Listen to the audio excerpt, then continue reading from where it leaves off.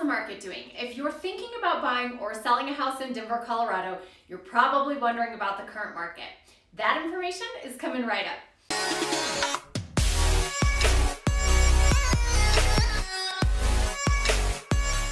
Hi, I'm Natalie Randall, former teacher turned realtor and real estate strategist, helping people make their move in and to the Denver and greater North Denver areas. Now, if you want to know everything there is to know about living in Denver and the North Denver suburbs, start now by hitting that subscribe button below and make sure to tap on the bell so that you're notified anytime there's a new market report that we've made just for you. I receive calls, texts, and emails from clients all the time, so please feel free to reach out with any questions. And make sure to watch to the very end for your free seller's guide on getting top dollar in any market. Let's take a closer look at what Denver, Colorado did in the month of August, which we title as a September report because that's when we have all the information that we actually need. Last August in 2019, there were 882 new single-family homes for sale. This August in 2020, there were 999 single-family homes for sale as new listings. This is a 13.3% increase, which may seem significant, but we must consider other important factors as well. It's fair to say that the numbers are a bit skewed since everything progressively slowed down with mandatory shutdowns.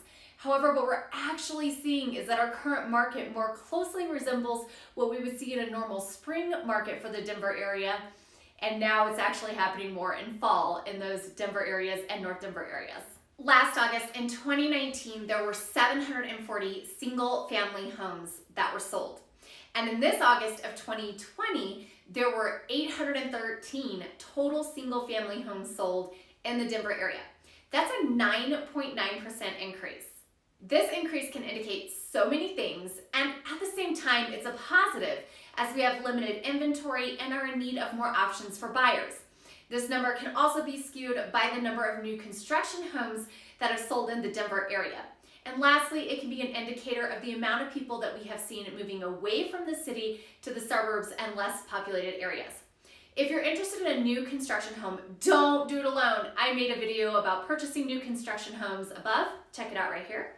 There are quite a few options available to help you navigate selling a home without having a replacement and that don't require you are homeless. So if this is your exact situation, reach out and I can walk you through those options. Before I get too much further into this, I think it's worth noting that a lot of times a buyer will ask me, well gosh, if there's not very many homes selling and there's not a lot to choose from, does that mean I shouldn't buy? My answer to this question is always going to be the same. You need to sell when you need to sell and you need to buy when you need to buy.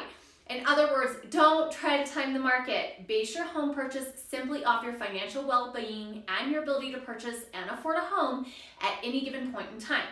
Notably, interest rates are still low. So if you've been sitting on the fence and questioning whether or not you should buy, and it's really not a matter of affordability, then consider taking advantage of incredibly low interest rates that we have in our current market. The median sales price for a single-family home in August of 2019 was $475,000. The median sales price for a single-family home in August of 2020 was $525,000. So this is an incredible 10.5% increase in your equity appreciation. Let's talk about another important factor for sellers, and that is percentage of the list price received. So what this means is you list your home at a certain price, and then that percentage of the list price is what you actually get when your home closes and is sold to a buyer. So in August of 2019, our percentage of list price received for single family homes was 98.9%, which is really amazing. However, in August of 2020, the percentage of list price received was actually closer to 100.4%. Along these lines, notice that although the percentage of list price received is important because it does indicate a buyer's perception of the value of the home they're interested in purchasing, it's also important to just know that pricing your home competitively in any market will render a sales price close to list or above. And in the case of Denver's real estate market, home sellers received 1.5% more for the sale of their home compared to their list price. Now, this next stat that I'm going to share with you is actually one that I get asked most often about from my sellers and from my buyers, and it's called the days on market. What this statistic actually means is how many days on the market a home will sit until it goes into an under contract or pending status.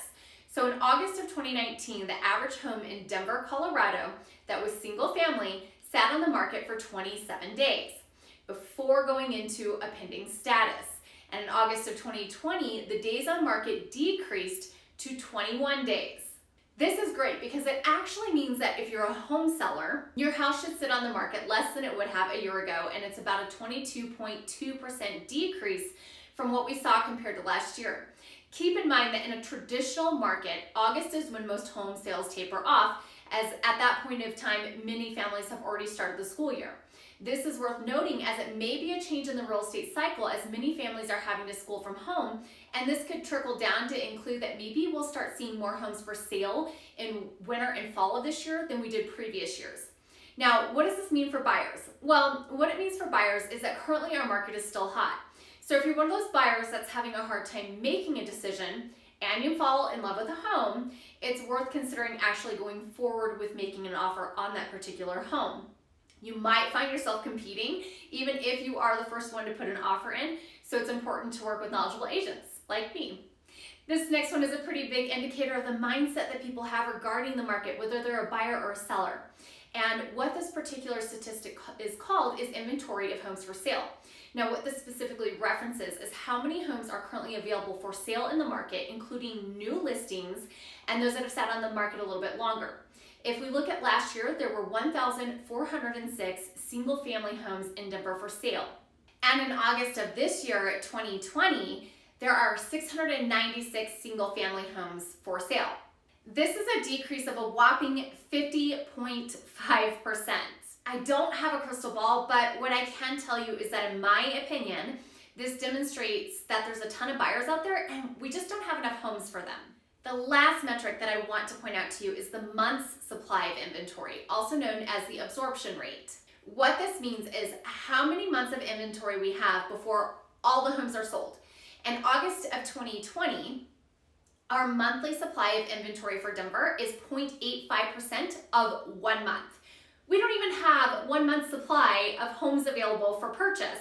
So what this means is that buyers are really looking for those homes and there's a lot of supply and demand. This also means that despite the pandemic, any uncertainty people are having or facing, we're still very much in a seller's market and the market is hot. Typically, a seller's market occurs when we have 1 to 3 months of inventory. If the available inventory ranges from a period of 3 to 6 months, it becomes more of a level playing field and a time of transition. We don't really see a true buyer's market until there's 6+ months of inventory. If you have any questions or need some assistance, please feel free to reach out to me, and don't forget to download the free guide to selling your home for top dollar in any market.